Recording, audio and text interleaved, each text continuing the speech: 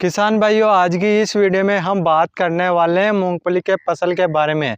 आप किसान भाइयों ने अपने खेतों में मूंगफली बा रखी है या फिर आपने अपने खेतों में मूंगफली लगा रखी है और आपकी मूंगफली की फसल लगभग 40 से 45 दिन की हो चुकी है, तो आपकी मूंगफली की फसल में ऐसा कौन सा रोग आ चुका है जिससे कि आपकी मूंगफली की फसल की जो बढ़वार है वह अचानक से रुक गई हैं और आपके मूंगफली की फसल में सारे में रोग आ चुके हैं।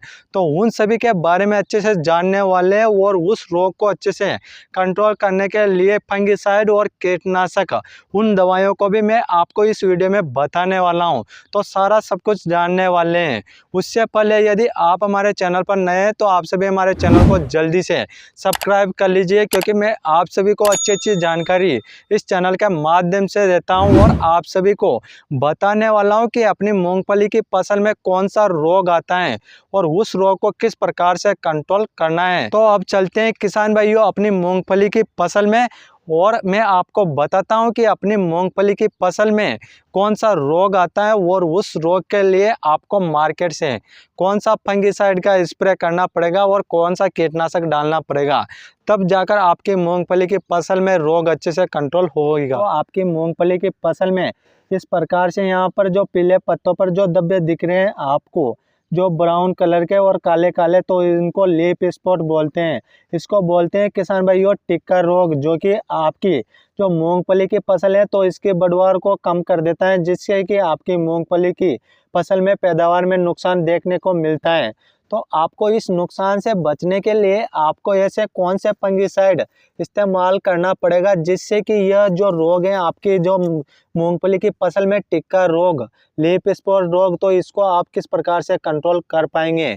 तो अब बात कर लेते हैं उन कीटनाशक और फंगिसाइडों के बारे में जिससे कि यह रोग अच्छे से कंट्रोल हो जाए। तो आपको दोस्तों अपनी मूंगफली की फसल में प्रोडक्ट डालने के लिए आपको फंगिसाइड और कीटनाशक और आपको उसके साथ गोंद या चिपको इनका इस्तेमाल करना पड़ेगा, तब जाकर वह रोग अच्छे से कंट्रोल होंगे। तो फंगिसाइड की बात की जाए तो आपको मार्केट से सॉफ्ट कंपनी का फंगिसाइड लेकर आना है या फिर आप मेजर प्लस फंगिसाइड को भी लेकर आ सकते हैं। इसमें जो टेक्निकल देखने को मिलता है आपको, इसमें टेक्निकल कार्बन डाइजाइम 12% और मैनकोजेब 63% WP फॉर्मुलेशन में देखने को मिल जाएगा। और इन फंगिसाइड के साथ में आपको कीटनाशक वेल्मा 80 कीटनाशक लेकर आना है। इसमें आपको टेक्निकल इमिडाक्लोप्रिड 40% और फिप्रोनिल 40%, यह टेक्निकल देखकर आपको यह कीटनाशक लेकर आना है। और आप सभी किसान भाइयों को इन कीटनाशक और फंगिसाइड के साथ किसी भी प्रकार का गोंद या चिपको मिला लेना है, जिससे कि अपनी फसलों में जो रोग लगते हैं तो उन पत्तों पर अच्छे से दवाई फैल सके और अच्छे से रोग कंट्रोल हो सके। और अब बात कर लेते हैं इनके डोज के बारे में। आप किसान भाइयों को जो मैंने फंगिसाइड बताए हैं 2 फंगिसाइड, तो उनका डोज आपको उन दोनों में से किसी भी एक फंगिसाइड को इस्तेमाल कर सकते हैं।